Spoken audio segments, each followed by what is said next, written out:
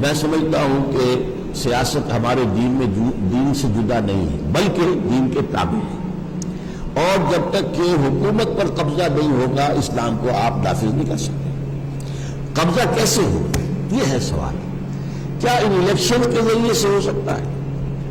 اب یہاں آپ کی آبادی ون مین ون ووٹ، ایک بہت بڑا عالم دین شیخ الحدیث ہے، اس کا بھی ایک ہی ووٹ ہے، اور ایک جاہل ہے کچھ اور جیسا کا بھی ہے، وہ فاسق بھی ہے فاجر بھی، اس کا بھی ایک ووٹ ہے، اور پھر یہ کہ ہمارے ہاں 70% ووٹر جو ہیں وہ جاگیرداروں اور زمینداروں کے انگوٹھے تلے بیٹھے ہوئے ہیں۔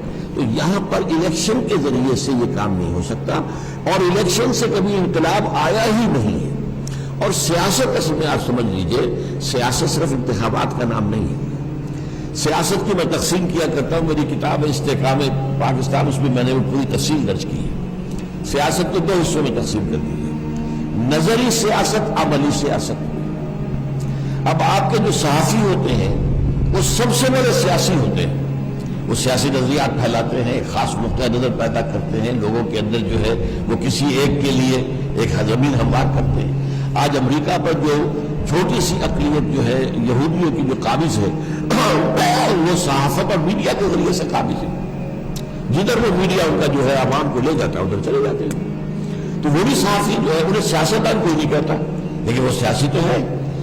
ایک عملی سیاست جو ہے پھر اس کے بھی دو حصے ہیں، ایک ہے انتخابی سیاست۔ انتخابی سیاست میں نظام بدلنا پیش نظر نہیں ہوتا، ہاتھ بدلنا پیش نظر، تم ہٹو ہم چلائیں گے، نظام وہی، تم ہٹ جاؤ ہم چلائیں گے۔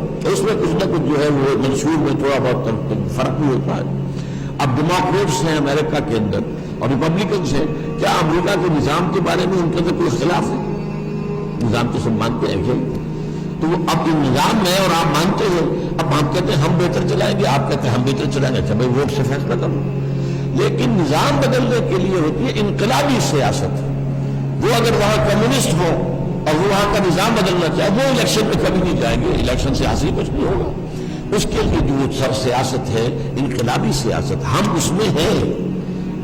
میں سمجھتا ہوں کہ باشعور مسلمان غیر سیاسی ہو ہی نہیں سکتا، ناممکن۔ اس لیے جب ہمارا دین نظام مکمل ہے تو سیاست اس کا حصہ ہے، سیاست اس کے تابع ہے۔